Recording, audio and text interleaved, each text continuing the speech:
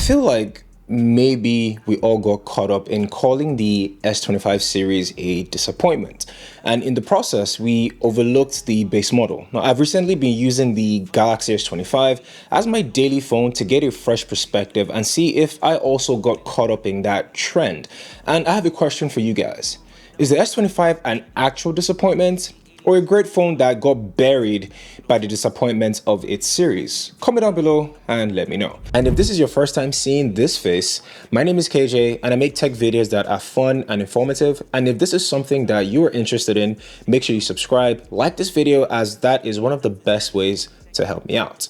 Now, first of all, on a very personal level, I was disappointed about the S25 series because even in this era where we've come to expect brands not to do much in terms of upgrades, Samsung still managed to deliver way below our expectation. Now, it's difficult to spotlight things that differentiate the S25 from the S24, but that doesn't mean the S25 is not a good buy.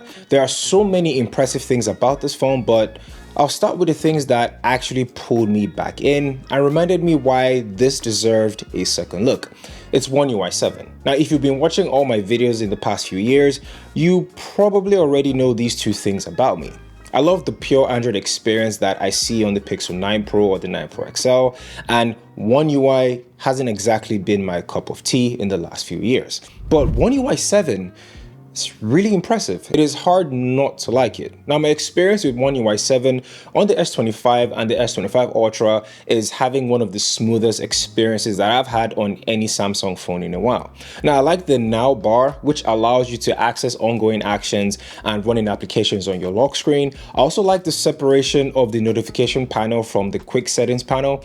Now, you can access the quick settings panel by swiping down from the top right corner of your screen, and then the notification panel by swiping down from anywhere else on the top of your screen. Most importantly, you can go back to the old method if the new one isn't exactly what you like, which shows you both your notifications and quick panel settings all in one place. And those are just two features. There are many more on One UI 7.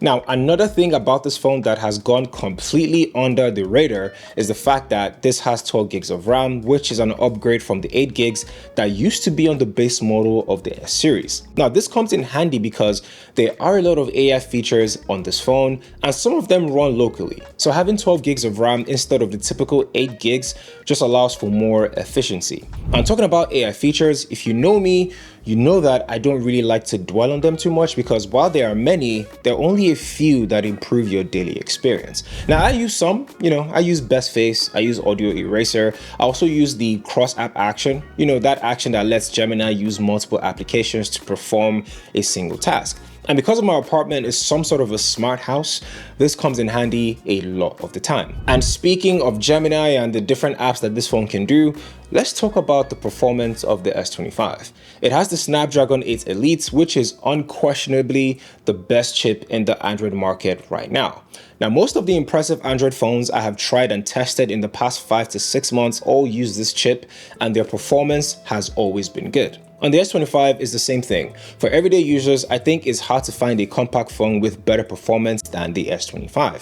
For intense users and gamers, this phone will throttle every now and then. Now, despite delivering a consistently smooth and efficient experience for the most day-to-day people, it tends to scale back performance fairly quickly when under heavy load. Now, this seems to be an intentional choice by Samsung, configuring the phone to favor stability, battery life, and heat management over prolonged peak output. Now, it's not necessarily a bad thing, but it's something to be aware of if you're planning to push this phone for an extended period of time. Ultimately, my experience with the performance of this phone has been beyond satisfactory. Not that I expected any difference from a phone that cost $799 USD, to be fair, but One UI 7 just elevates the performance of this phone to a level I haven't really experienced on a Samsung phone. That being said, there are a few things about this phone that I kind of struggle to wrap my head around. Certain decisions I can't really understand, like the battery life, for example. The battery on the S25 is about 4,000 mAh,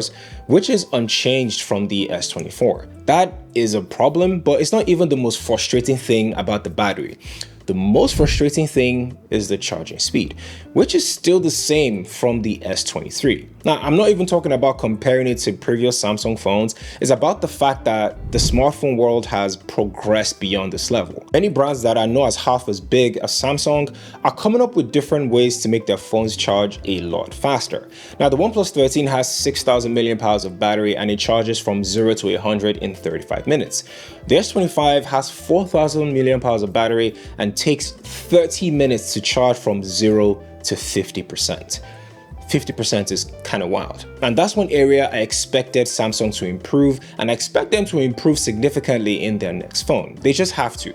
Another slightly disappointing thing about this phone is the display, but it's not the way you expect. So you see, the display here is really good. It has the typical Samsung AMOLED panels with vibrant displays, vivid colors, and always on display, 120Hz refresh rate with the capability to dynamically adjust it from 0 to 120Hz depending on the application that you're running.